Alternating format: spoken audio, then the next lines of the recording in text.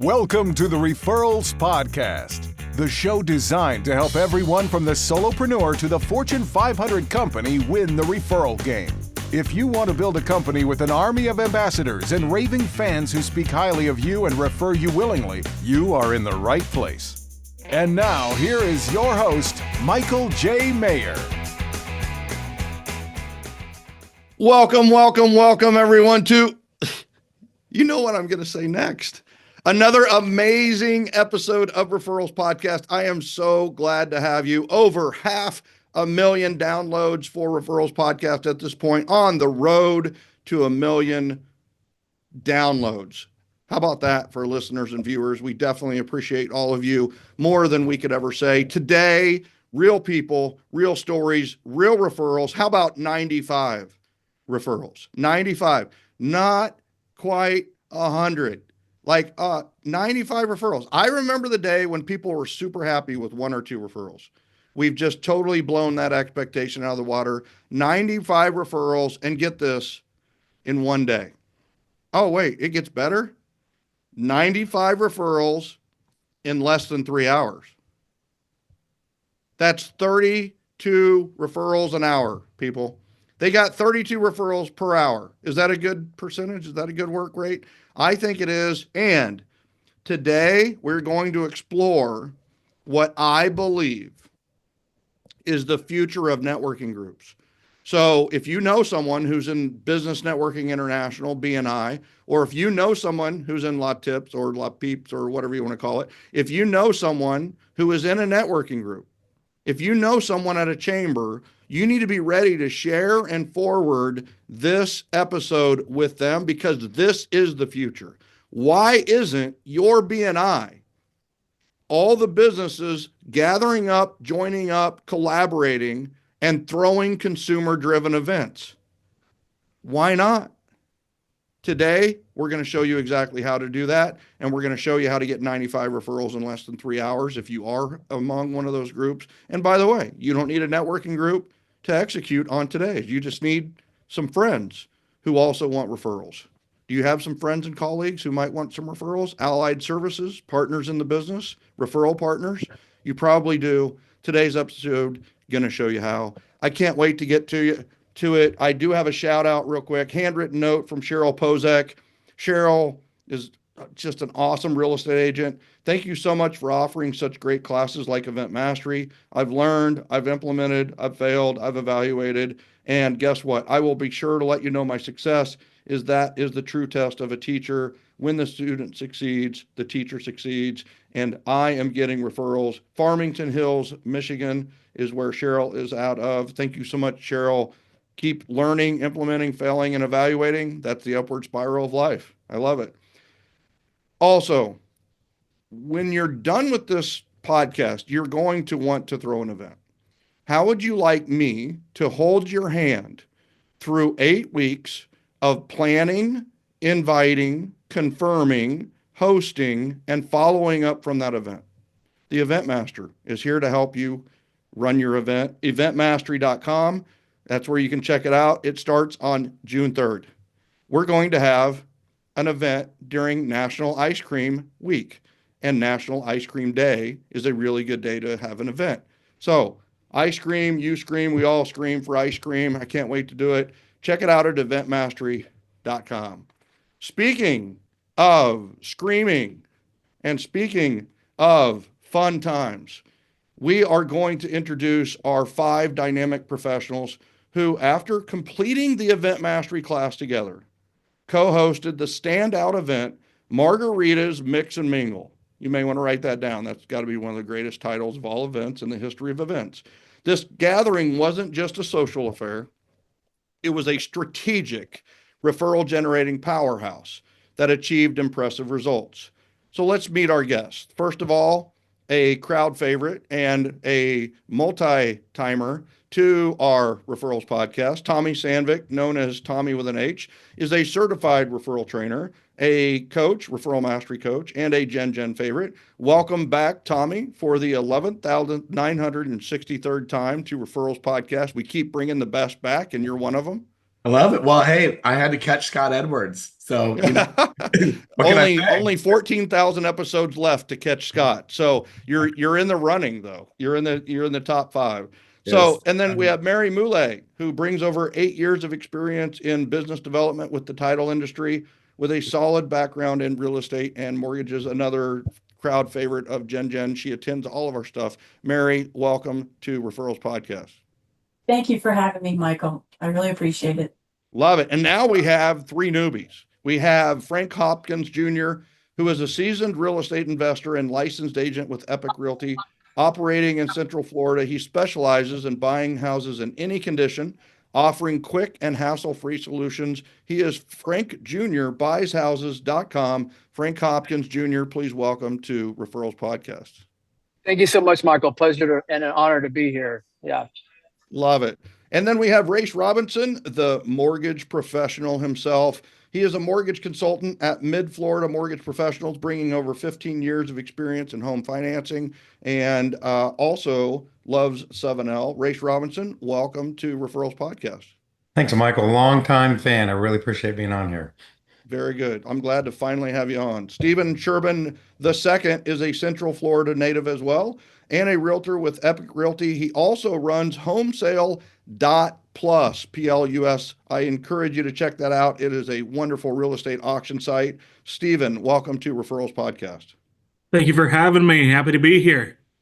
Well, ladies and gentlemen, stay tuned as we all dive into their journey, uncovering insights that could inspire, yes, your next big event. So I want to start right out of the gate with a great place to start, which is the start.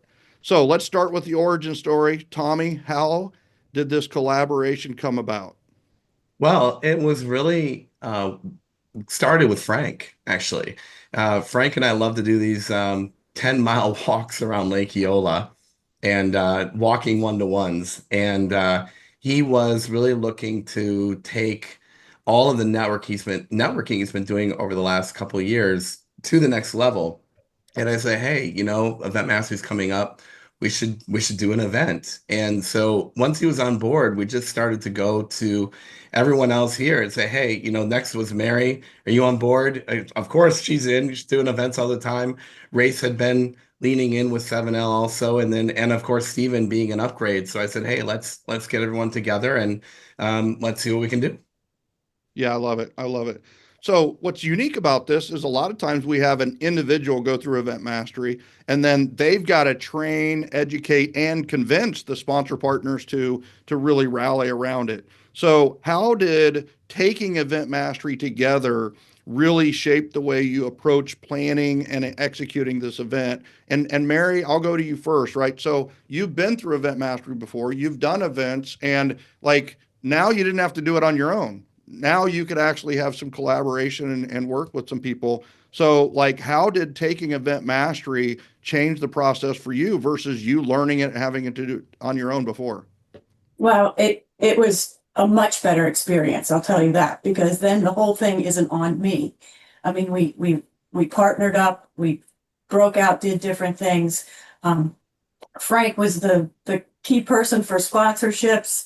And, it was wonderful to not have all that pressure just on one person. So, and also we met weekly, so we held each other accountable and kept moving forward in that process. And Thommy kept us on board with that one.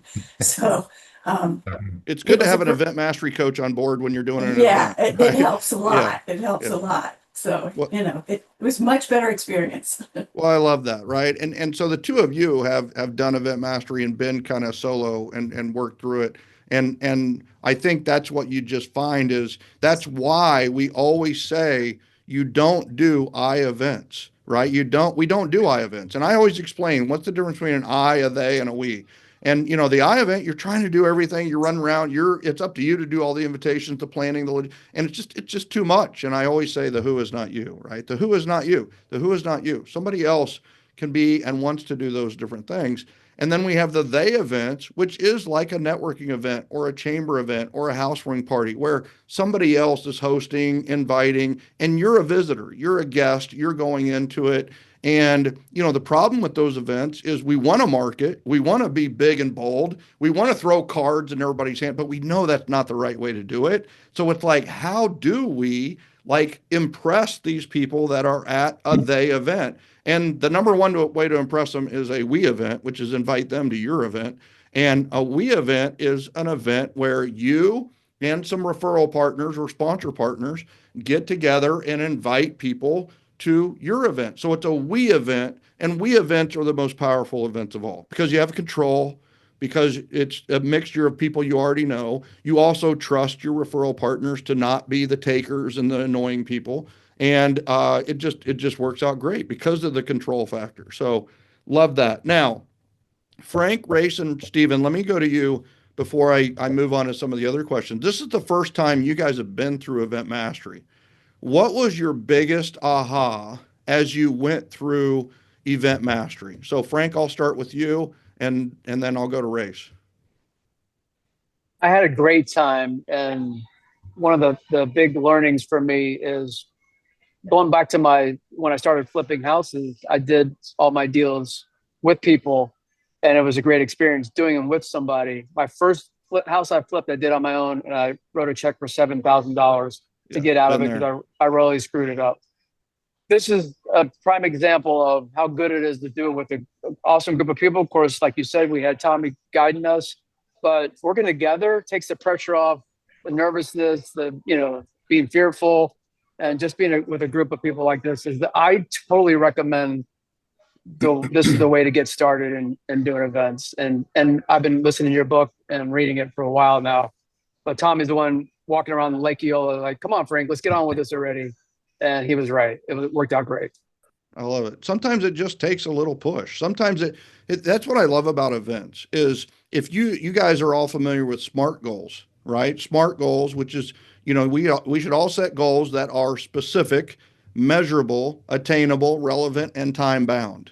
Well, sometimes like we know we should set goals, but we're like, let's, I don't know what goal to set. Well, an event is just a microcosm of a goal. It's specific, very specific. It's measurable. We can measure invitations, confirmations, attendees, RSVP. We can measure referrals. And guess what? It's attainable. Anybody can throw an event. You guys have had, everybody that's listening to this has thrown a birthday party, or they have thrown an event of some sort. They've had a dinner at their house. And then it's relevant. Well, I'm not sure if there's anything more relevant for your business than an event. And is it time bound, which is probably the most important part of a SMART goal? It's very time bound. As soon as you pick the date and time, you get nervous. And as soon as you get it out to one person, and that's the other part that they talk about with goals. The goals that you're most likely to achieve are the ones where you have public accountability to that goal being achieved. Well, instantly with an event, you are, you're doing that and getting the word out. So Rayce, what was your biggest aha during the 8 weeks of Event Mastery and this process?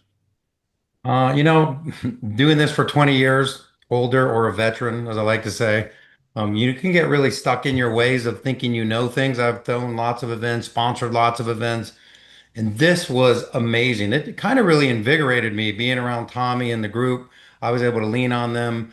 I actually learned more doing this than, I've done the same kind of events over and over. I never ran the door the way they did door prizes. We've got sponsors, Frank got most of them, but I got one in there. He's already called me 3 times, like, when you doing the next event? And so I realized that you still can teach an old dog new tricks, and being around these guys, I definitely leaned into that. And the event was amazing. Not only was it cool to be part of, but the actual event was absolutely awesome. Well, that's the best part, right? What's great about doing events is that you almost can't screw them up, right? Unlike Frank and I have done a flip. My first one, I wrote a check for 42,000. So Frank's a lot better than me. Please hire Frank. And it's just one of those where the thing I want you to know is that when you're doing these events, people come to them, even if you screw almost everything up, they still walk out and they're like, that's the greatest event ever. That was so fun. Thanks for having me, and that kind of thing. But when it's a well-oiled machine, like you guys did with the Margarita Mix and Mingle, it's just so much more fulfilling for everyone, So, and Rayce, I'm going to come back to you on that sponsor, and you too, Frank, here in a second. So, Steven, first time through Event Mastery, what was your biggest aha? What was the thing that you really learned the most through this process? So for me, this was the beautiful thing of it was that since all of us were doing this together, we were all in event mastery together. We actually booked all of our meetings together, our weekly meeting, to be literally 30 minutes after event mastery. So we would jump on, we would learn what we need to be doing that week to go out there to invite people, how to contact them, how to organize the event, and then immediately after would jump into our meeting and say, hey, what ideas did you have as we were going through the content that we can apply to our event? And each person took on things themselves as well. Like Mary said, doing this together, it was more of you've seen in school where you get in those group projects and you got one person doing all the work and you feel like you just want to pull your hair out. This was a group where everybody was pulling their own Yeah. weight because we were Yeah. all invested and we were all trying to learn how to do this effectively together. Yeah, I love it. One of the things that you implemented was instant implementation, which Mhm. I absolutely love. I hope everyone listening has learned that over time from 7L. It's actually in 7L. And I hope that you've learned it from our classes that anytime you do any Zoom, and honestly, anytime you listen to a podcast like this, don't just listen to it passively as a spectator. This is a contact sport. This is an action oriented sport. So block off 15 to 30 minutes after anything you do. I will tell you, I just went through Russell Brunson's entire series of classes, 14 hours of stuff. Well, every hour I did it, I blocked off 30 minutes afterwards to tweak my PowerPoints and tweak my presentations. And guess what? When I was done, it didn't feel like it was that much work. But when I got done, I had 150 slides that were perfectly oriented to what he taught me. Now, if I use them, maybe, maybe not. But the bottom line is they're implemented for when I do want to have them. And guess what? I probably also learned his stuff to the point where I probably don't have to go back to it again and try to relearn it. It's learned, it's done. I'm an expert at it. It's let's go. Instant implementation is a critical factor to success, in my opinion. And I'm a big fan of it. It's just too many people are learning without implementation, right? Learning without implementation is just entertainment. We don't need more entertainment. We've got plenty of TikTok reels and crazy stuff out there, and cute kittens too. But bottom line, learning without implementation is just entertainment. And if you look at the acronym, it's LIE. It's just a lie. You think you're learning, you think you're getting stuff done, but the truth is you're just being entertained. So, love it. Rayce, how'd you get your sponsor? I've been in the business for so long, I kind of knew the people that I could count on to sponsor. So I've had kind of those contacts, but again, kind of this whole theme. And I feel like I could do event mastery 20 more times. It's like drinking out of a fire hose, all the ideas. But we didn't need to implement every idea, just a few. And one of the things that Thommy said is you're going to be surprised how the sponsors really get excited about the next event. Like I feel like we're getting pushed by the sponsors to do the event more than we're trying to figure out the next Yeah, event. don't, right? Don't. I'm just throwing it out there. Like frequency is not your fan, right? It's consistency is your fan. I'm just with events. It's just an interesting thing. But so do you mind if I ask like what profession the sponsor was in? Insurance. Okay. All right. So great. And so your insurance sponsor is literally like, when's your next event? I'm in, I'm sponsoring, and Yep. probably willing to pay more and do more, right? Yeah, he's like, yeah, and that's what we talked about actually is upping the cost for the sponsorship. And I really think nobody would have balked if we would have had it higher this time, and looking back, I think we undersold it. But again, we were, never did a big First group one. before. First Yeah. one, right? You got to For start me, somewhere. yeah. So the master sponsor salesman himself, Mr. Frank Hopkins Jr., right? So Frank, where did you get the sponsors? And don't tell me what you said if you said anything unethical, illegal, or too you Course know, them. motivational. Yeah. Gosh, there's, Yeah. there's nothing else for me to say then. No. Yeah. So great job, Frank. Good job getting Right, sponsors. You're in charge. right, exactly. Um, What these kind of were people. sponsors did you get? So there was flooring. There was a gentleman that buys manufactured homes. He's a dealer and buys land and sells them manufactured homes that way. There was a GC. There was the insurance lady that I brought in does a lot of housing, but she focused on health for this event. Yep. since we already had the housing piece. And then who am I missing? I'm missing somebody. Accountant. Queen Bee. Who's that? Accounting, Queen Bee. CPA. Yeah. CPA. And then we had a good group of people, but these were all people, Michael, that I've been sending deals to and doing business with for a long time. And that's really, I don't know, for me, it was easy conversations like, hey, you want a chance to reach more people, make more money? Yes or no? Oh yeah, of course, Frank. Why? What do you got?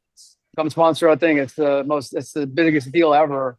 And what I did was, because these guys and gals were so committed to helping, I spent my time trying to figure out, like, okay, who could I connect them with? How could I get them business? And I was sending them even more focused referrals leading up to the event, because I wanted them to walk away going, man, this was killer. I want to do this again. Isn't that amazing? When they commit, they become your partner, and Right. you start trying to refer them and connect them even more. And that is part of being that's what some sponsors just don't get, is that when you partner with me on an event, you're not just getting what you're getting at the event.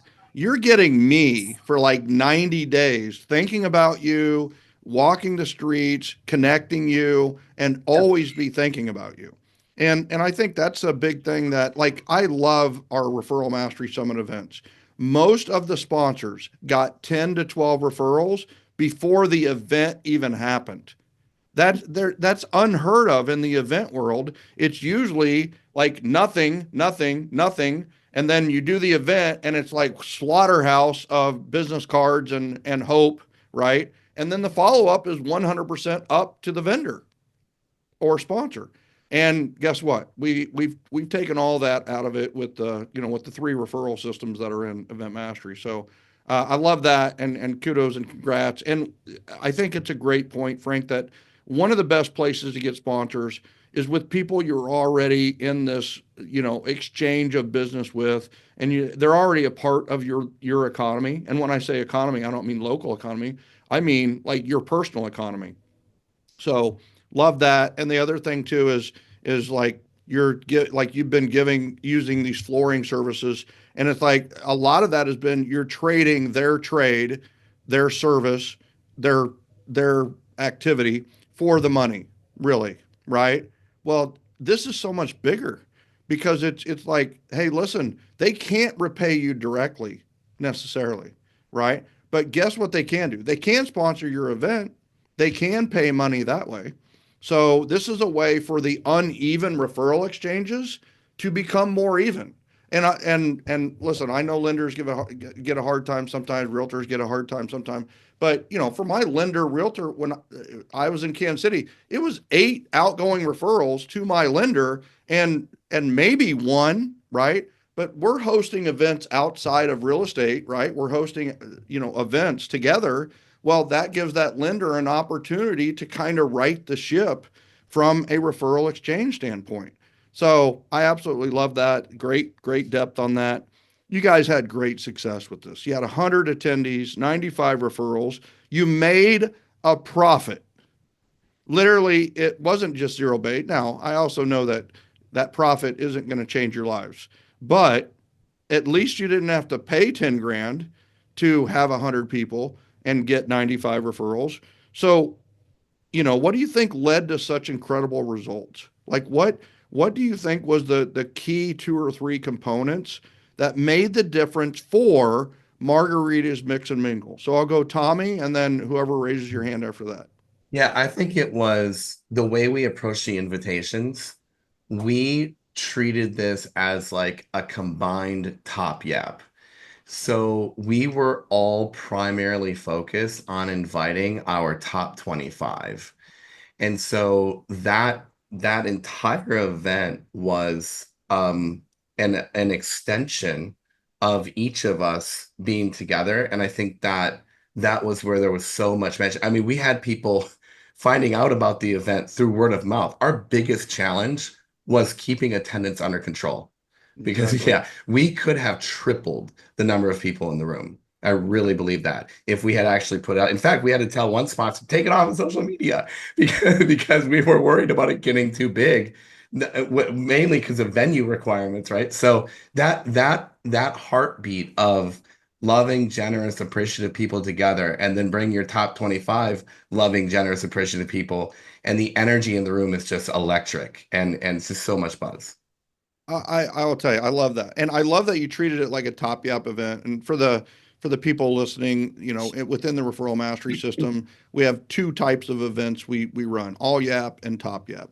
All Yap is for everyone you know, every acquaintance, everybody you've ever known, your entire sphere, Pascal, internet leads, everybody. And the YAP is for yearly appreciation plan. You need a yearly appreciation plan for everyone, so everyone gets value from you.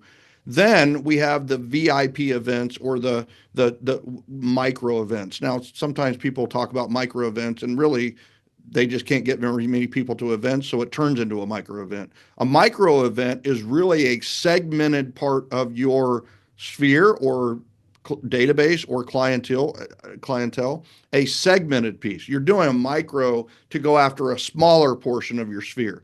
And in this case, I believe the most important micro event to have is your top people, the top people that you know.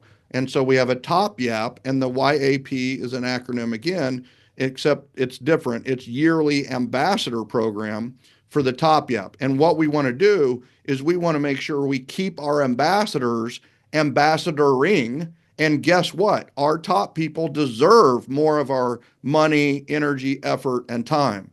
So we are going to have, more events. We can spend more money on that, spend more time having the event, and put more effort and energy into making sure they have a good time. So that's the definition of what kind of Thommy just covered. So Mary, add on to that. Like, what really keyed the success here?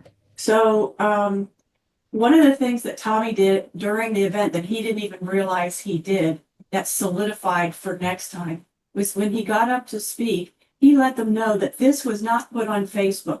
You were here because you were specially invited, because you were special to the person that invited you.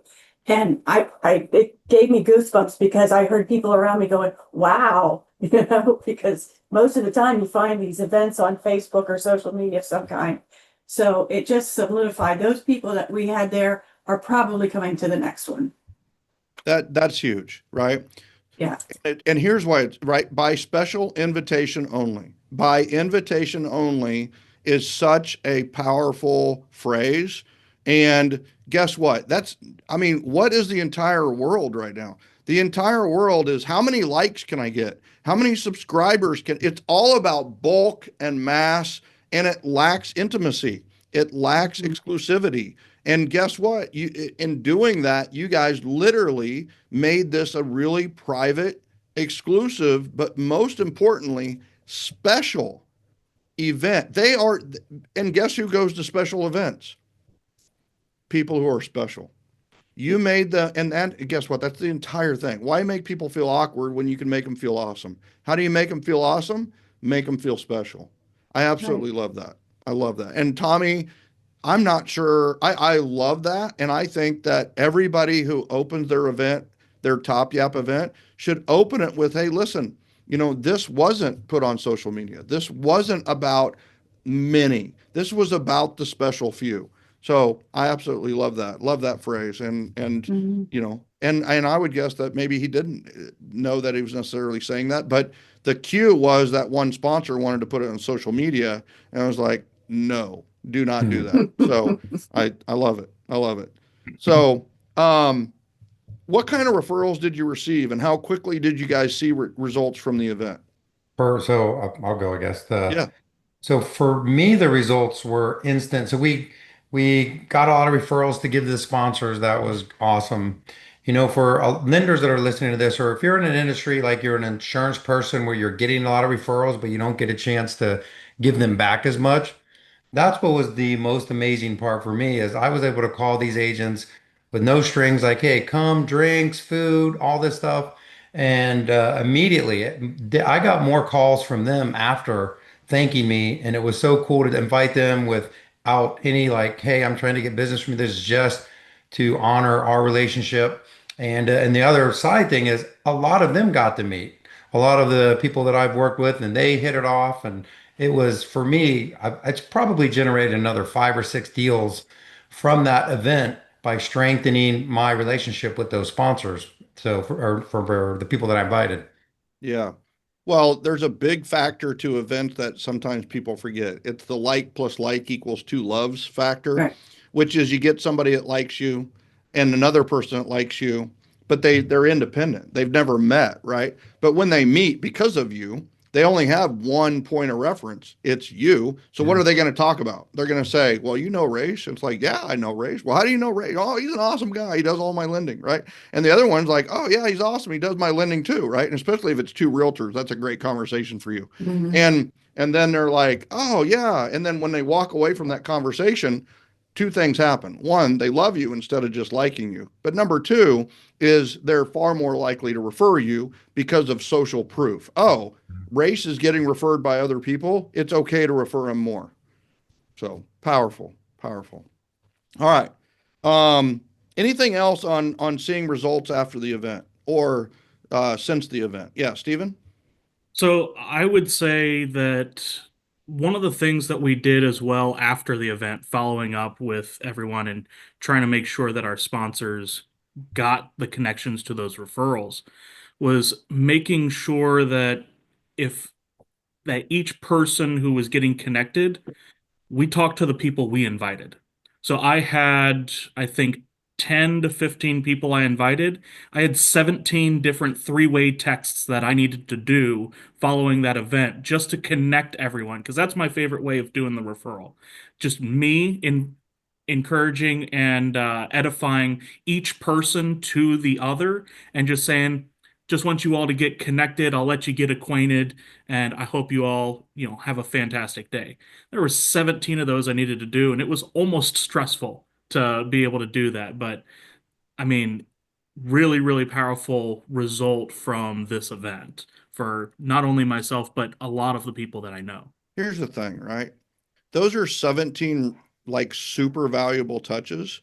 But the beauty of it is that they were asking. They asked for those touches.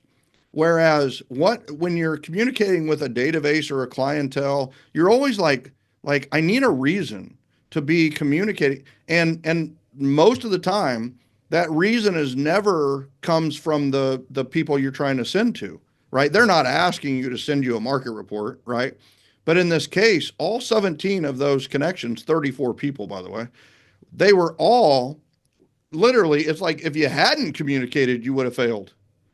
I mean, think about that versus trying to invent reasons to communicate with people so that you get referrals. In this case, you were just fulfilling a promise and going above and beyond. So I'll tell you, it's a valuable piece of it. So love that. Mary, yes. And the follow up too, I made sure that I sent, we missed you cards to my people that couldn't come. And I got more comments on that. And I told them, look out for our next event in October because we've already talked about our next event. So I've already put it in their hot head. So I got more compliments on sending a "we missed you" card. It was like, who knew? You knew. Everyone wants to be invited and everyone wants to be missed when they don't attend. Right? So it's one of those where you nailed it. And that is a common place where people forget as part. That's why follow-up mastery is one of my favorite parts to teach in event mastery, because there's like four surprises in there. Like the one is who was like the nuclear bomb of awesomeness to that MVP, if you will. And it's just like with the follow-up to the people who you got to realize once again, that's just communication. When somebody RSVP, I truly believe RSVP regrets are the best because you don't have to spend any money on them. You don't have to think about them. And yet you still get all the touches. And here's the other thing. Sometimes when people send in RSVP regrets, they feel guilty. Now, you're not going to try to make them feel guilty. It's them who feels guilty. And when they feel guilty, sometimes they feel guilty enough to refer you. Now, that's not the whole purpose of all this. It just happens. And I'm a believer in get that invite out. And if they RSVP regret, we're going to communicate with them just like we are everybody else, right? And let them know that they were missed and they will be at your next event, most likely. So if they can make it. So love that. All right. So here's a good one, right? So what's one unexpected lesson or moment from this experience that really stuck with you? Like, what was a surprise? What was an unexpected? What was just a pleasant surprise, or it could be a negative surprise? Michael, I told Thommy before all this that I've always done paid marketing on my whole real estate career, and that all this networking stuff is. I told him this. All this networking stuff is a waste of time. I'm making lots of money with paid marketing, or whatever. And he's like, "Okay, Frank, give this a shot. Give this a real shot, and let's see what happens." It was such a great example of somebody who knows you, the two of you know what you're doing. I wasn't a believer. I saw the process come together. I got to work with other awesome people, and the result was fabulous. Here's what was fabulous about it. There was a deeper connection with guys and gals that I've been friends with who we've done deals together before. But because they came, they saw, and they could feel, people left feeling better about themselves than when they got there. It was I was surprised by how positive a vibe it was. I mean, I expected it to be good. It was killer. It was so good. And the biggest thing was people said to me, Frank, the event was amazing. The people there were awesome. I feel better about myself going home than when I came there. And that, to me, I was expecting, oh, we'll do business, whatever. No, it wasn't that. It was, I feel better as a human being because I was around awesome human beings. That was so good. I totally caught me by surprise. That is one of the surprises that people do get from the events, is just like the feeling that is evoked by getting people into the same room, especially since 2020. I think it's even more valuable, and the effect is even more profound. Rayce, you had something to add to that? Well, I guess this is similar to what Frank said, but it's kind of like, when you go through with something, you build with people, you build a bigger bond. I've done different, collaborations before, but as far as an event goes, because we did the meetings, like Steven was saying, right after we were all doing event mastery, it felt a little bit like a band of brothers. And at the end, I was like inspired, like, let's do this again. And so I think I deepened the connection with the people here. And ultimately, when you're trying to do this stuff on your own, the secret I always say, I still make phone calls like old school. I have a prospecting partner, I have a workout partner, and now I have an event partnership. And that was a really unexpected surprise because it definitely made me realize there's so many better ways to do this. And one is with a group of people like this. Love it. Love it. Others to add that. Mary, you have anything to add to that with the biggest surprise or unexpected lesson, even after all the events that you've been doing? Oh, yeah, it's the communication system, because I'm one of those who let's throw it together last minute and invite them 2 weeks ahead of time. But because you have the 6 week process of communicating, it people remember it. They want to, it builds some momentum instead of just, oh, she's having another event in 2 weeks. Let me see if I can make it or not. They actually put it on their calendar, Yeah. when you give them enough notice. Yeah. So, People love a little bit of time to plan, but they Mhm. hate too much time to plan or too little time to plan. Right. It's an amazing dynamic. Steven, how about Yeah. you? What was an unexpected lesson or surprise or moment from either the event or the entire experience with the system? So I've done some events in the past. I've done the door prize system. I've done paid sponsors, but I've always been the person that's a little hesitant to go with a higher price. I've always been the guy that, hey, I'll split the cost with everybody. One, I was surprised by the ability to not only have this a zero sum, but to get a little bit of money profit on it. And two, we were not charging, a very low price or anything.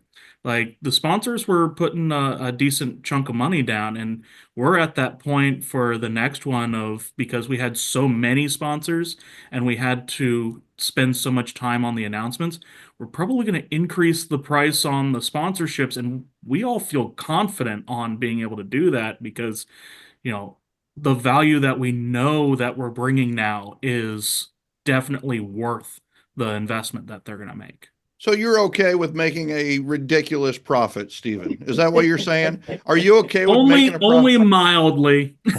Yeah. So you're ready for a mild profit, right? You've had a slight profit. You're ready for a mild profit. I just want everybody to know, and everybody who's listening to know, it's okay to be ridiculously profitable.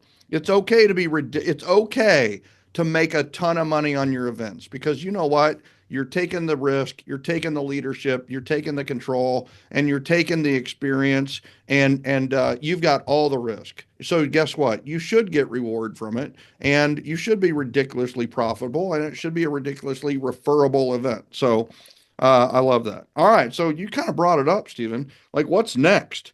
What's next for the crew, Thommy? What's next for the group? And are you Oh, doing another event? yeah, so this is what's kind of funny. So we're in the planning stages, and I'm like, hey, do you guys want me to reach out to the zombie tribe and have them come do like a little thriller thing? And they're like, no, no, no, no, it doesn't fit the theme, whatever. I'm like, okay, but you know what? We would love to do a Halloween party.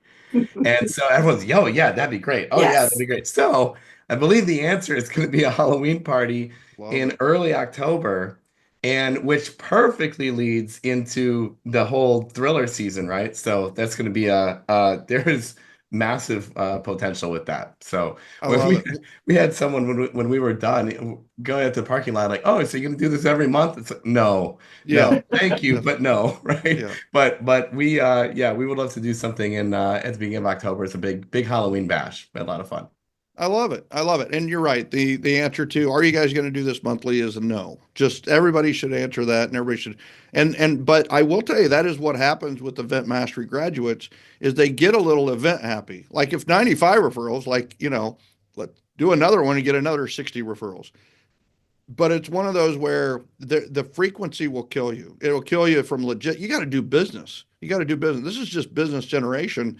You've got to work in the business as well as working on the business. So the nice thing is that, that quarterly rhythm is really good. That 3 events, 4 events a year is really good. It works. It keeps it frequent enough that it's energizing while also making it consistent enough, but it also keeps it with the novelty. If you do monthly, you lose the novelty. It becomes a headache, quite frankly. So I think it's one of those where I love the idea of a Halloween event. Great idea to do in October, and they're always fun. The only thing I'm going to throw out there is I went to several Halloween events over the years, and networking is if everybody's dressed up, you don't know who they are. So you may have to do like an unmasking, like 3/4 of the way through, where it's like everybody takes their mask off, right? So or something like that. Just where if you're mixing groups, now if everybody already knows each other, they're going to know who is who, right? But if you're mixing groups, having that unmasking or that that revealing, the great revealing, oh, the feeling of the great revealing at halfway through or whatever. So, Stephen, yes. So one thing I want to highlight on that as well, like, we could easily have, and we even mentioned it in our group that, there's had our event at the very beginning of May. We could have done something in July. But I think what is part of the power of the event that we did is the fact that it's not going to be even once a quarter. We're actually planning that each individual person can now have their own separate solo top yap in July or sometime around then in preparation of the October event. So having an event together twice a year instead of, once a quarter, I think will even add to the event coming up in the future because we've already mentioned we could probably do this Margarita Mix and Mingle once a year. Again. Yeah, Yeah. absolutely. Yeah, love that. And here's the really cool thing is before, without a plan, you would have the event and it'd be over.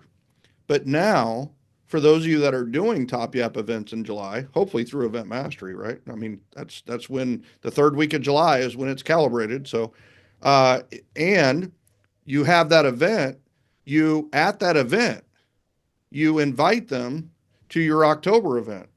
Well, you're going to get a lot more yeses because A, they already went to an event.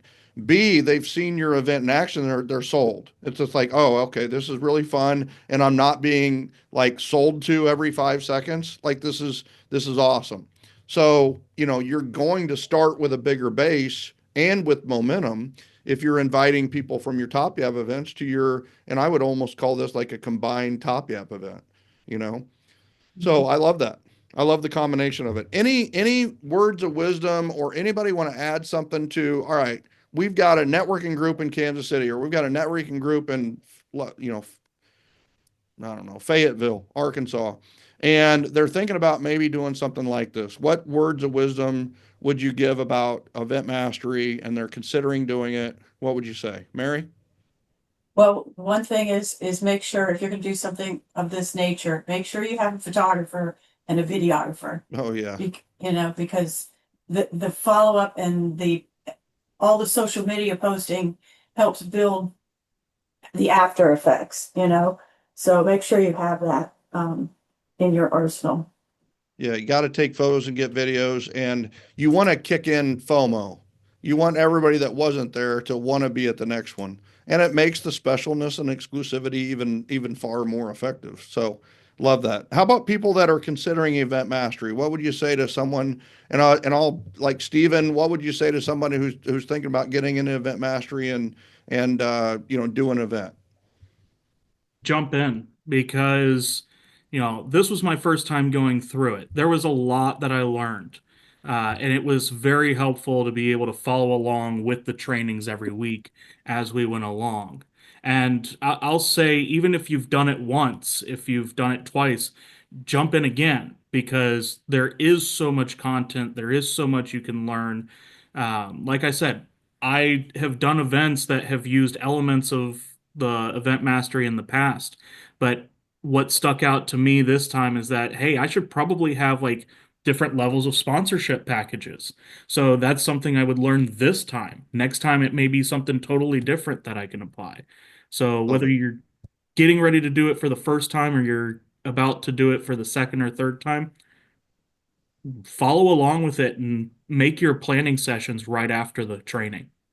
Love it. Love it. Rayce, something to add to that, and then Frank, and then we'll wrap up. For me, the big thing I like to talk about is accountability. A lot of people don't do stuff. I remember Mike Ferry from the stage once. I used to be a big Mike Ferry guy, and he would say, "You think you're going to go home and do this all on your own, but you never have, and you never will." And part of the event mastery that I think is really cool is you're going. A lot of things you do in a seminar or do an event, and you take it in, and you think, but you're going to do an event if you do event mastery. So ultimately, you're going to win no matter what. You're going to make mistakes, and it's not going to go perfectly, but you're at least going to have an event with where you feel like someone's coaching you through that whole way. So it is stressful. It is a little nerve-wracking sometimes because you're getting all this, but you are going to have an event, and that's a win. Yeah, I love that. I love it. I love it even more when people quote Mike Ferry to sell my stuff. So Rayce, I really love that. That was nails, and quite honestly, I'm going to snippet that puppy out and share it to the world. So thank you for that. And one of my favorites, right? Mike Ferry, Tom Ferry, Matthew Ferry, all the Ferry people, all the great family there, and also it's one of the. I mean, that's what I love about this whole system is there's a piece of Mike Ferry in Event Mastery. Yeah. There's a piece of Tom Ferry in Event Mastery. There's a piece of Buffini. There's a piece of Stump. There's a piece of Bob Berg. There's a piece of 2,500 books and over 100 gurus tied into Event Mastery. So, I love that aspect to it is we can learn from everyone, and I learn from everyone, and hopefully honed it down to kind of the nuts and bolts that helps people the most. So, Frank, how about you? I would say, first of all, thank you, Michael and Thommy, for all that you've taught me about this. I was not a believer before this event happened. But I would say this, your big focus, the big win is you are not thinking about getting business for yourself. The event is killer when you focus on how can I make this a big win for everybody I'm working with, my sponsors and all. How do I add so much value to them? They leave and they just can't believe what happened. And if you take that approach, it's so fun. This was such a fun event and really changed. I'm 62. I'm an old dog learning a new trick. And even though I've enjoyed in the past, Michael, helping people, if you focus on making this a great event for them, then it comes back to you. If you focus on making it a great event for you, you won't get the bang for your buck. So You'll be disappointed, right? You'll be frustrated. You'll be, act without expectation, straight from Buddha, right? So I absolutely love that. And you got it. You nailed it. That's literally the focus of all this. The reason for the referral systems, right, throughout the process is so that you don't have to worry about getting business. You know you've got a system in place that's going to handle that for you.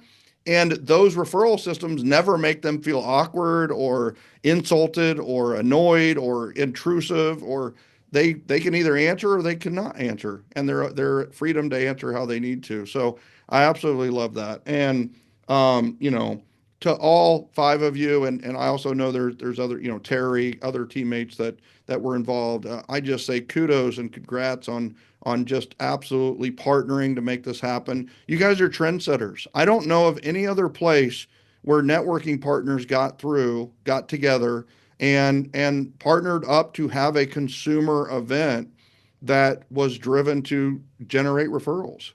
I truly believe we're going to look back at this moment in 5 years as a seminal moment in networking history, that we're going to see the BNIs of the world and the networking groups of the world and the chambers have consumer driven events instead of B2B business driven type of events. And there is an enormous power to that. And I can't wait to lead that charge. And you guys are right here at a seminal moment making it happen. I just want to say kudos and congrats and just awesome job.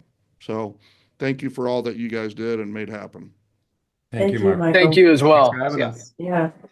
Ladies and gentlemen, that is a wrap on this moment. You might want to write down the date that you're listening to this, because I truly believe this is a catalytic moment in the history of referrals. So I hope that you learned a very important lesson today. For those of you that are new to us and first timers to Referrals Podcast, if you like what you heard today, do me a favor, go to joingengen.com, join our Generosity Generation referral group. We'd love to have you part of our global referral network. Join gengen.com. And then once again, if you're interested in Event Mastery, go check it out at eventmastery.com. Otherwise, I know what the next episode is about.